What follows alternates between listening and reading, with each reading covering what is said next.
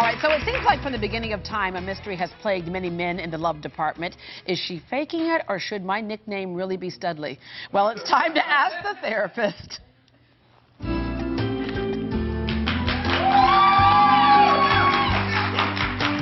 Welcome, certified sex therapist Emily Diala. And a reminder, if you have a relationship question, call us now, 713-284-1055.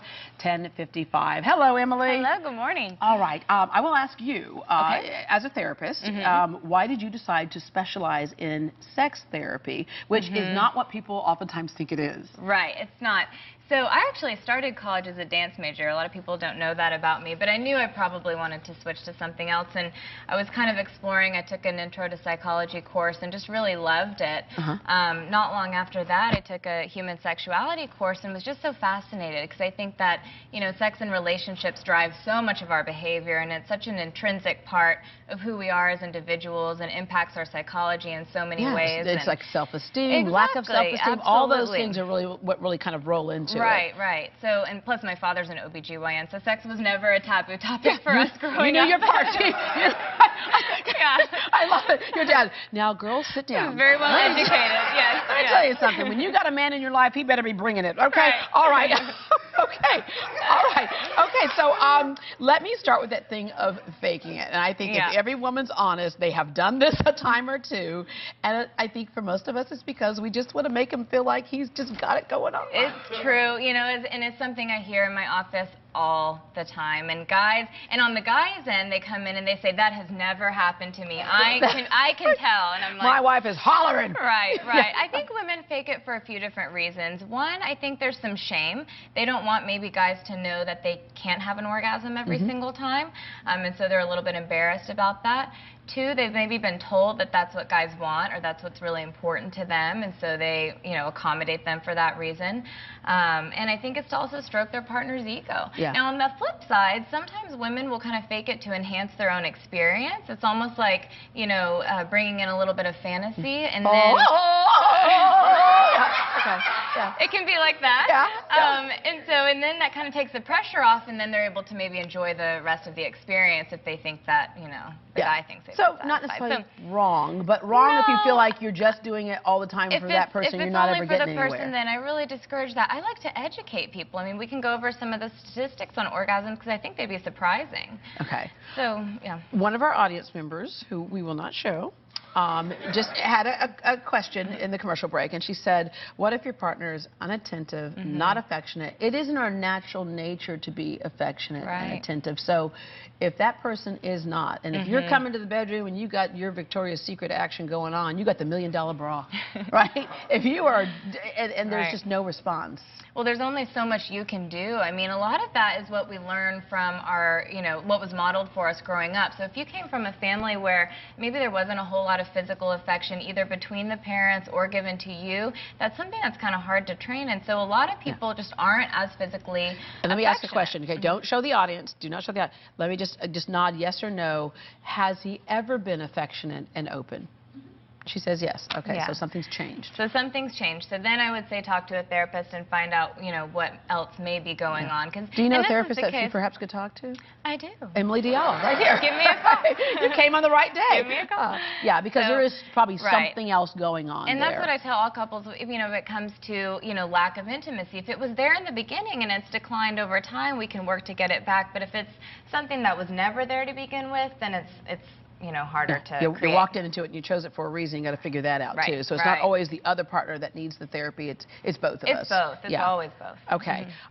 We have an email question from Regina. Regina says, every time I try to bring up performance issues, my man gets very defensive. So I feel like I have to disguise what I'm asking for. What else should I do? And that goes back to other things, the shame that you talk about, especially in this country, how we talk about sex. And also just not even knowing each other's, how our parts work. Yeah, a lot of people lack basic information, and so you want to educate yourself. We don't all have OBGYNs as dads. No, we do not. Pros and cons to that one growing up, I would say. But anyway, so yeah, you want to educate yourself, and careful where you're getting your information, because a lot of the stuff that you're reading online is not accurate at all. So you want to, you know, talk to a professional. There are some legitimate websites out there. But yeah, you do want to bring, I'm proud that this person feels like she can open up to her partner about her concerns, but you want to always do it in a very sensitive way.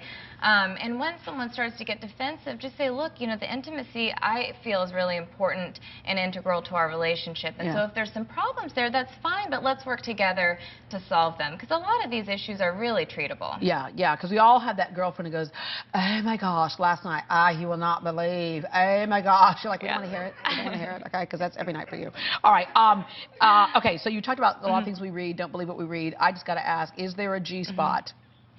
So the jury's a little bit out, but yes, there does appear to be a part of the vaginal canal that's a little bit different in the tissue from the rest of the vagina. Now, not all the focus should be there. Yes, she said the word, but I said put the children in another room with the Barney DVD. Hey, you know, you call it, this is the shame thing. You know, you call it an elbow, you call, you know, the vagina, the vagina. You shouldn't have any shame about that. It's just a body part. You know, but for a lot of women, where they're going to find the most pleasure is in the clitoris. That's where most of the nerve endings are. There's actually more nerve endings there than in the entire penis combined. So it's an important spot. All right. Our next email question is from Stephanie. And, you know, I love emails because it's anonymity, right? But Stephanie says, we've been a couple for several months now, but we never have talked about fantasies. How do I bring up the subject without sounding weird? Another thing, going back to that shame thing, a lot of us will feel weird. Yeah, we had a couple that were friends of ours who they would go, we're going out to the bar, and I'm going to pretend I don't know who he is, and I'm going to pick him up. And we're like, okay. But that is their little thing. So honestly, when you're talking to your partner about sex, sometimes it can be one of the most unsexy conversations you have. And so I would always encourage couples to start with, look, I want to talk to you about something about our, you know, the intimate part of our relationship. It's something I've never told you before. Maybe I'm a little embarrassed to bring it up for the first time, but it would really mean a lot to me if you would be non-judgmental and at least open to hear what I have to say. You be Tarzan, I'll be Jane, and let's go rumble in the jungle. There you go. And, you know, so if you can start the conversation off that way, the person kind of knows, okay, there's something going on, and they can have a minute to prepare themselves, and hopefully you're with someone who isn't going to judge or criticize you. And as human beings, that is a natural thing, whether you verbalize it or not. It's if one person opens the door and says it's okay for us to talk about it. Right, because you know what? The largest sex organ is the brain. There you go. You know, you've got to get that in gear, and a lot happens up there. And so I think the more you can communicate to your partner, the better. And because Stephanie says in this email, we've never talked about fantasies, so she's not even opened that door. So who knows? He might be saying, I was thinking the same thing. I know. Everyone's in for a surprise.